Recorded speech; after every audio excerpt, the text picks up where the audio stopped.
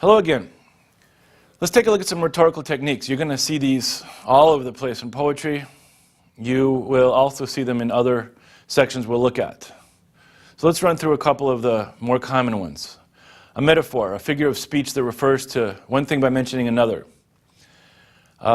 Maybe you know Shakespeare's "All the world's a stage." This is an example of saying the world's a platform for something here. Or the word pig. If I say, he's a pig, she's a pig, you automatically refers, you understand that, oh, that person, very sloppy eater, or maybe that person is not very organized.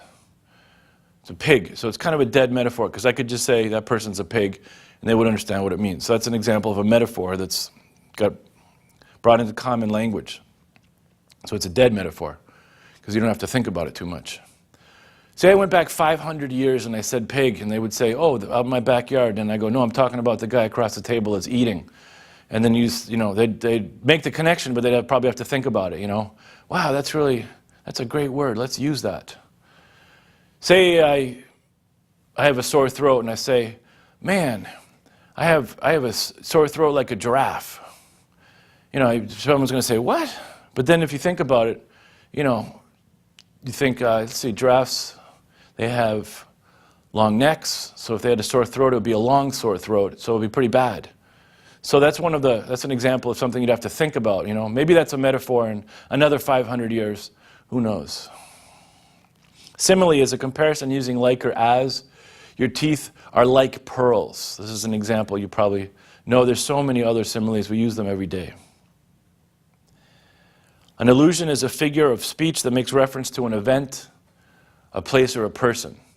That is her Achilles heel. That is her weak spot. That's maybe chocolate, maybe food, maybe smoking something. That's her Achilles heel. What an Eden that place was. That's a biblical allusion. What a paradise that was. Personification, giving human characteristics to a thing or an abstraction. The wind carried me home. The sun crept through the shades. Now the wind can't do that, the sun can't do that, but it gives it a new meaning if you put on these words in here, like carried and crept. A lot of examples in literature of this. Alliteration, repetition of similar sounds. We saw this in consonants and assonants. She sells seashells by the seashore, said that example a minute ago. That's alliteration. Apostrophe, this is when a writer detaches herself or himself from reality and talks to an imaginary character, like in this example with Macbeth. Is this a dagger which I see before me? So in this case, we can see that there's a removal there and using the first person apostrophe. Hyperbole is an exaggeration. I'm starving. Well, actually not starving, you're just super hungry. Man, I was going 1,000 miles an hour to get here on time. Well, that's definitely a hyperbole. Irony, when intended meaning is different from actual meaning. Like when someone puts their high beams on in your face and you say, great, now I can see better. That's also an example of sarcasm. Metonym is when a thing or a concept is not called by its name, but rather by something else, a metonym here. So like a dish, you're not served a very good dish tonight. Not a nice dish, it was what was in the dish. Talking about food in that case. Ivy League, when you're talking about colleges here, you're not saying the Ivy League, it's a reference to a group of good colleges. Onomatopoeia, the formation of words that sound like the object to which they refer. So there's a bird called a chickadee, because the sound is chickadee-dee-dee-dee-dee. That's the sound it makes. There's another bird called a bobwhite, because that's a bird in Massachusetts that I used to listen to when I was younger, down by the water, down by the sea. It goes, that's its sound. So it sounds Bob White. So they gave it its name for that. The word buzz, that's another word because it sounds like that. Cuckoo, for cuckoo clock, when the bird comes out, it would make that sound.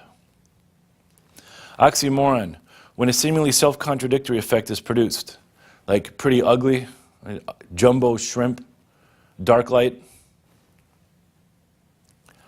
Paradox is another contradictory statement, but one that might express a truth. Like, for example, from George Orwell's Animal Farm.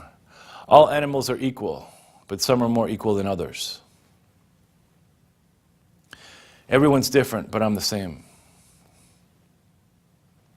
Sarcasm, the use of words that mean the opposite of what you want to say, usually to show irritation or be funny. I work around the clock so I can be poor, not the sharpest tool in the shed. Being sarcastic every day. Synecdoche, when the part is taken for the whole, or vice versa. Nice wheels. Maybe you're not really talking about the wheels, but you're talking about the car. I bought some new wheels today. How much did that cost? Oh, $500. Wow, that was cheap. No, I'm talking about the car. Or when you ask for someone's hand in marriage, you're not just marrying the hand. You're marrying the person, because the hand is a reference to the person.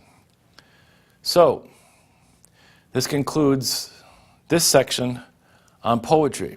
I hope you were able to learn a couple of words and, review some of the key terms here before you take the CLEP test. And feel free to run through these sections as many times as you need.